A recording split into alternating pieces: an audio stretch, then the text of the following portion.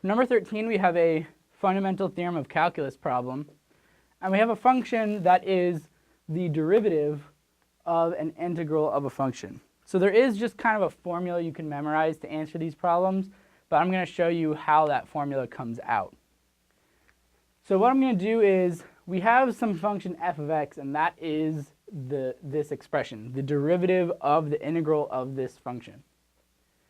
So you don't have any ways to anti-derive this function that's in the integral with the methods that you know in Calc 1. So this is not possible to do explicitly, but you don't need to.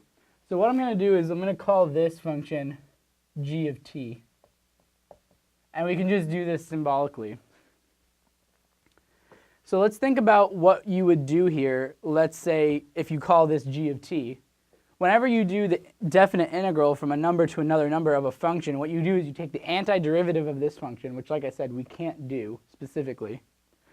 And then you would plug in the top one, and you would subtract the antiderivative where you plug in the bottom one.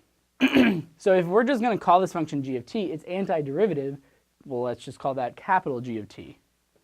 So this would be, we're still doing the derivative out here, but let's deal with this first. So this would be capital G of e to the minus x minus capital G of 3.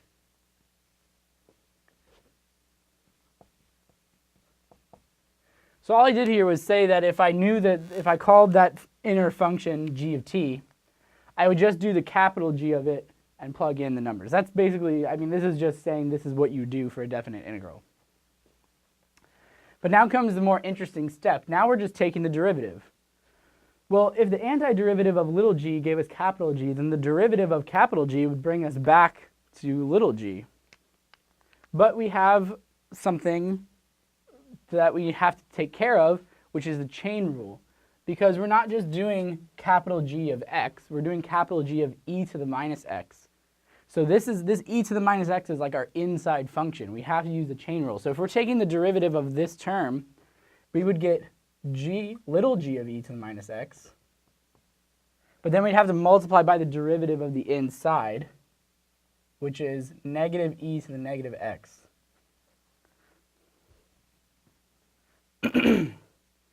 And capital G of 3, regardless of what capital G is, this is saying you're taking capital G and you plug in 3. That answer is a number.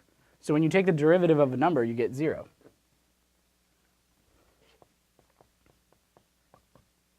So by doing the derivative, we actually got back to the point where we never needed to know what capital G actually was. So since we're subtracting 0, that doesn't matter. And we just get, I'll put this part in front, negative e to the negative x times whatever little g of e to the minus x is. But that we can actually answer because little g is this function, so we just plug in e to the minus x right here. We don't have to do any work, really. So this is e to the minus x ln of e to the minus x.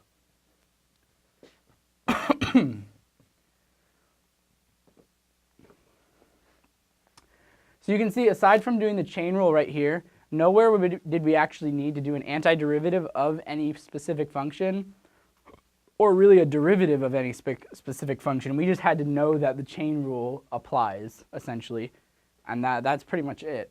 So at this point, we can combine some terms here. ln of e to the minus x is just negative x. There's a negative sign out here, too, so that will cancel out, and we can just write x e to the minus x times e to the minus x. So let me cancel that out. So I brought this negative x out here to the front, and it just made x with this negative sign. We still have this e to the minus x, and we still have this e to the minus x, which if you multiply those two together is just x e to the minus 2x.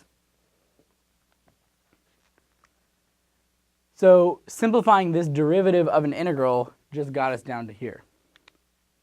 So the shortcut method for this, once you kind of understand how this works, is whenever you're doing a derivative of an integral, like this, you just plug in the top bound into your function here, multiply by its derivative, then plug in the bottom bound multiplied by its derivative.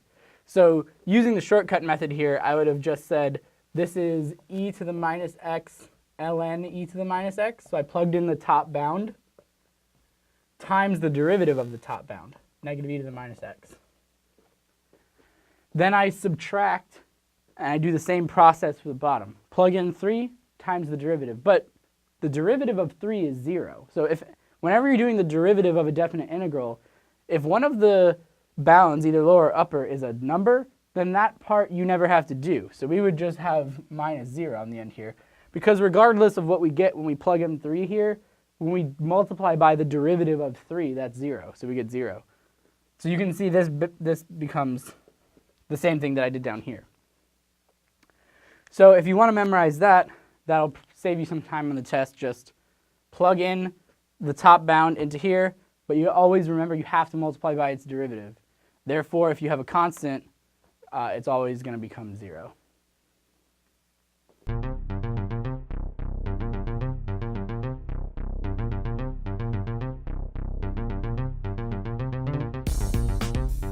The Teaching Center, UF's Learning Resource Center.